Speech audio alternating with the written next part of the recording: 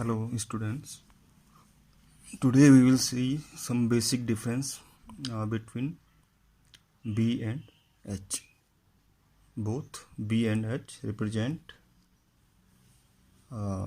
magnetic fields, but the way they represent the magnetic field is slightly different. So first we see what are magnetic materials. So as you have learned about dielectric materials, and if we place dielectric materials in external electric field, the atoms of these dielectric materials arrange like shown in the figure. As electric field is directed in this direction, so this electric field will apply a force on negative electron cloud and positive core of atoms. As we know that in any atoms there are a positive core, and around this there is a electron cloud. So when we apply electric field to these atoms, this electric field apply a force on negative charge in this side and positive charge in this side. So this atom get polarized and there is net negative charge in one side and net positive charge on this side. So all the atoms form such type of dipole. So when we place a dielectric material in external field, all atoms get polarized like this. So negative charge and positive charge get separated due to this electric field. So if we see this figure,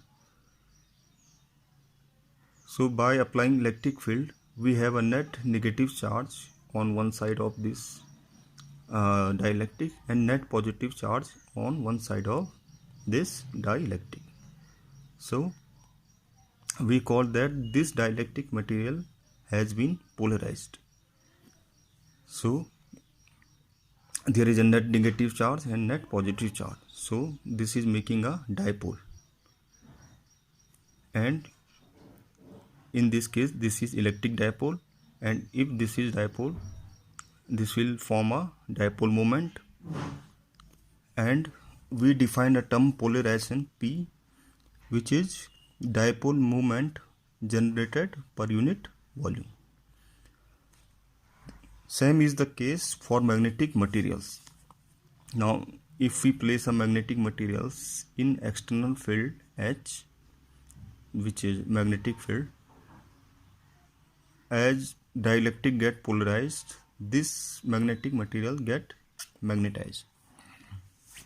This means as internal field is generating in this dielectric material, similarly magnetic field is generated in this magnetic material. So we call that this magnetic material has been magnetized. And when there is magnetic field anywhere, there are north and south pole. So if this magnetic material has been magnetized, a dipole will be created in this magnetic material. So if there is dipole, there will be a magnetic dipole moment for this dipole. So as we have defined polarization as dipole moment per unit volume, similarly we define magnetization in case of magnetic material, which is magnetic moment per unit volume. So as we have seen that if we apply an electric field to an dielectric material, an internal electric field is generated in this dielectric material. Same is the case with the magnetic materials. So if we apply any external magnetic field to these magnetic materials, and internally magnetic field is generated in this type of magnetic materials. So the total magnetization M is proportional to external magnetic intensity H. So if we remove this proportional sign, we have a constant chi, and this is known as magnetic susceptibility of that material. So magnetic susceptibility is defined as ratio of magnetization to the applied intensity of magnetic field. Now we have to see that what is the difference between the H and B. Both are different way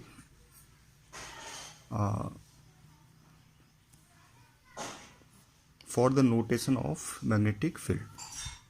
So if we consider a coil and let we are flowing the current I in this coil. So as we will increase the current I, the magnetic field which is generated by this coil will also increase. So the magnetic field intensity we can represent in the terms of this current. So as the value of current increase, the magnetic effect of this coil also increase. So magnetic field can represent by the value of or the magnitude of current in this coil. So this H can be shown as Ni divided by L, where N are total number of turns in this coil, L is the length of the coil, and I is the current in this coil. In this way, the unit of applied magnetic field intensity will be ampere per meter or ampere meter inverse. So this H is directly proportional to I, and in general, if we are increasing the current, the magnetic effect of this coil or this solenoid will also increase, and we can represent the magnetic field in terms of current. So this is the one notation of magnetic field, and it is known as magnetic field intensity. The more the current, the more the magnetic field, and the more will be the magnetic field intensity. Second way to represent a magnetic field is in terms of magnetic field lines. Now suppose we have current I in this coil, so there will be magnetic field due to this coil, and there will be some magnetic field lines. So as clear from the figure, in some place the magnetic field lines are dense, and in some place the magnetic field lines are rare.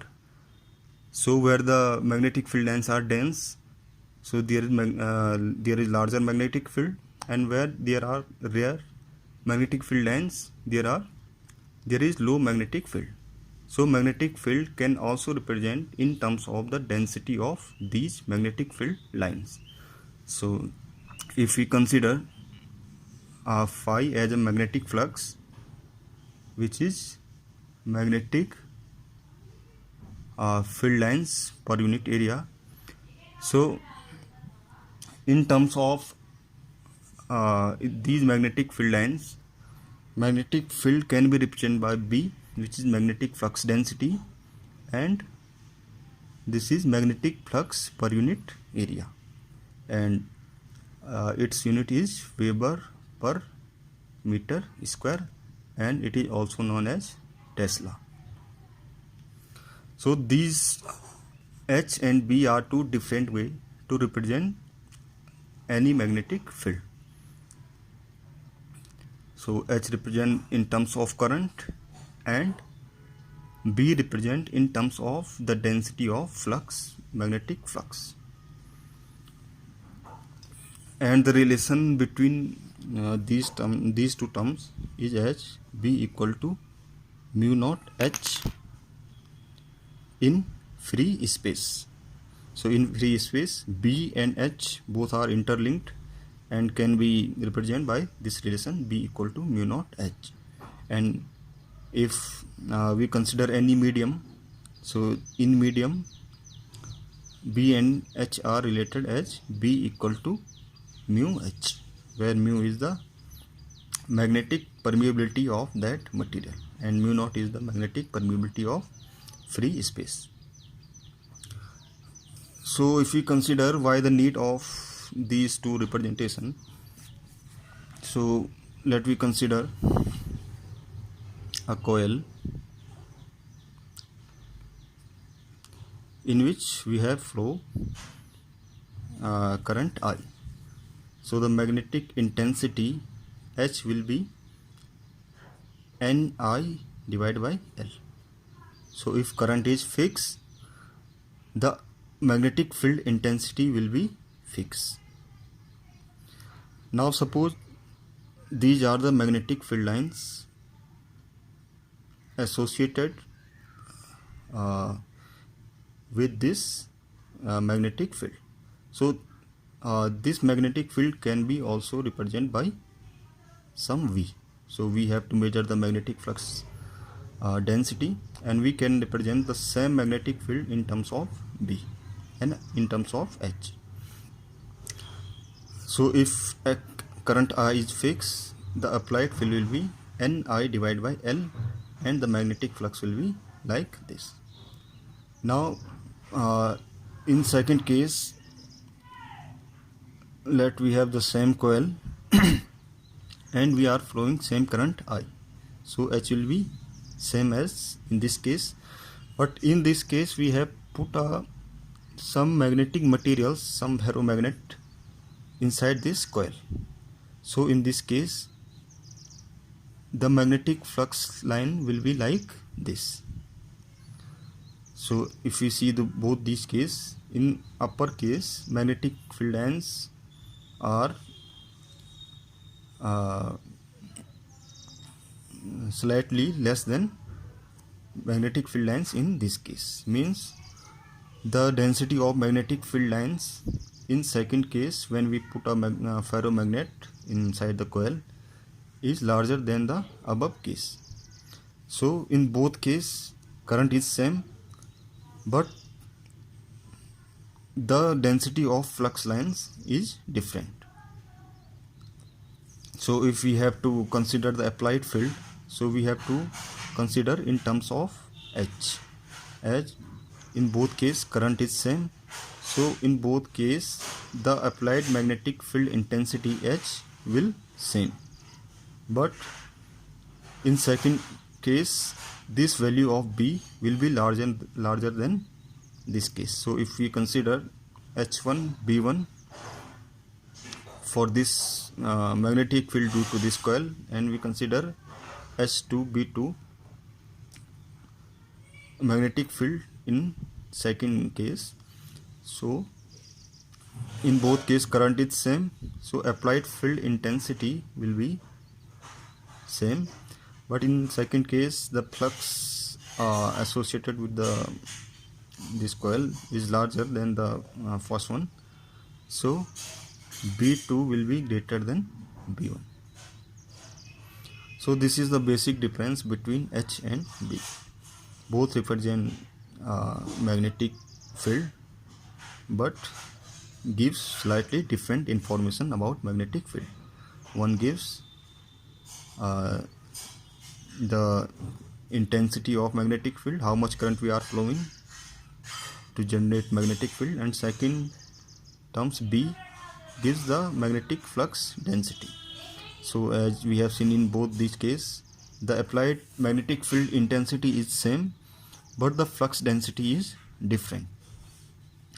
So we have to denote magnetic field by these two terms.